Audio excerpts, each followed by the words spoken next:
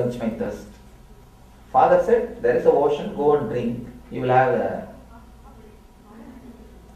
your thirst quenched. The guy did not understand what father meant by the word ocean. But he doesn't want to show that he is too full. So he went to the mother and asked, Mom, what is ocean? Mom said, I do not know. I heard that it is somewhere far and it's a very big place filled with water. Then he asked some of his friends, what is ocean? How to go? He said, that I do not know. But I know there is one wise fish in a hillock. We all call him as a guru. If you go to that fish, he may guide you. So this young fish, a great seeker, started searching. Slowly, he traveled, went up to that guru fish.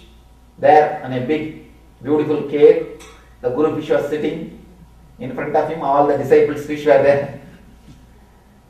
The new seeker, the seeker fish, entered the cave and asked the guru fish, Master, how can I quench my thirst? Please show me the path to ocean. The master fish just gave one blow to the seeker fish. Seeker fish opened the mouth, water entered, thirst got quenched. That's all. As long as you are searching, you miss the reality. And the master fish says, you are an ocean. Only thing you need to open your mouth. When you don't want to open your mouth, you start searching. When you don't want to realize, you start searching. Many people come and tell me, Swamiji, you say spirituality is very easy, meditation is easy, enlightenment is easy. We are also searching, but it's not so easy. You search because you don't want to realize. Understand, it is a cunning method to avoid. So you can be poor in the physical way, in the comforts way. That's not a big mistake. But if you are poor in the spiritual way, that hurts our ego too much. We don't want to be poor in spiritual way. So we claim we are also seeking. All you are seeking is a beautiful way to escape from enlightenment. There's a beautiful saying by Vivekananda. Arise, awake, stop not till the goal is reached. I tell you, arise, awake, stop, the goal is reached. Thank you. I don't understand that because all the great saints and sages, they, like for example yourself, you had to do some searching, from small. So maybe I'm missing the point. Because I searched because I was a fool. Understand? I was searching because I was a fool. Why should you also be a fool? See, be very clear. I searched because I was a fool. And now for you there is no need. Only thing you need to look in and start expressing. See, there was a meeting in our ashram. We initiate healers. Once they are initiated, they can heal others. So the healer's initiation was happening. I was explaining to the healers that to get this experience of energy in me, it took 9 years of tapas. I was telling them, you are all fortunate, you are having just by one initiation. It's an experiential program. In that you don't need to believe. Once you are initiated, you naturally start feeling the energy flow. Till you feel the energy flow, you will not be sent out. In the program itself is designed in such a way, unless you experience, you won't go out. So I told them, the thing has become so simple for you all. For me, I have to work 9 years. Then somebody commented, you are not so fortunate to have a master like Nityananda Swami. What can we do? See, When you don't have a master, when you don't know the right key, when you don't know the right technique, you need to search, search, search. But the search is not mandatory to realize. Many masters searched and realized that is true, but it is not mandatory as you all think. When you start thinking of search, it's a beautiful way to postpone. You say, oh, I can't search. Naturally, I can't realize. I always tell people, two ways of escaping gurus are there. Always people are afraid of gurus. There are two ways to escape. One is hating them. This guy is fake. Drop about him. There is other way to escape from guru. Oh master, you are so great, but we can't be like you. You are so great, but we can't be like you. We can worship you. We will have your big photograph in my house. We will put big garland. We will do aarti. We will do everything, but we can't be like you. It's a cunning way of escaping from gurus. Hindus have done the same thing to Buddha. Hindus worshipped Buddha and escaped from the Buddha's teachings. According to, if a worship leads to inspiration by worshipping me, if you are going to be inspired to reach the same state, then worship is not worth, it's worthy. But by worshipping me, if you are going to feel distance, the worship is not worthy. Then worship becomes worst form of crucifixion. You escape from the master. Never think, there's a wonderful reference from Ramana Maharshi. Somebody comes to Bhagavan and asks him to give vibhuti. Bhagavan says, there is a cup, take it, what is there? He says, no, please give from your hand. Then Bhagavan says, Arey, that hand and this hand is one and the same, don't you understand? If you don't realize that, even if I give vibhuti, nothing will work. If you realize that there is no need for me to give vibhuti, take it, that's all. Whether you realize or not, me giving is not going to work.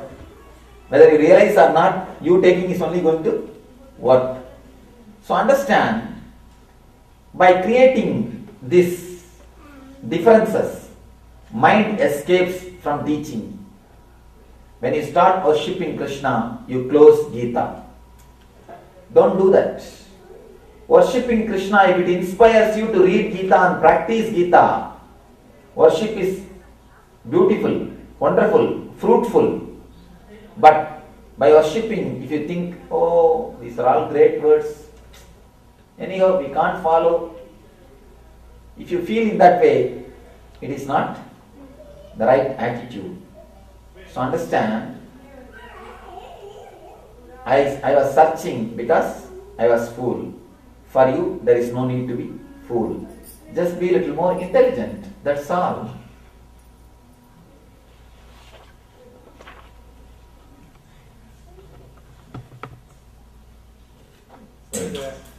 Maybe the last question, I guess. I mean, you're talking about the preaching about the spiritualism about India. Like we have a generation's path of spiritualism, and now you're comparing with the fools of 11 players. I'm just giving an example about that.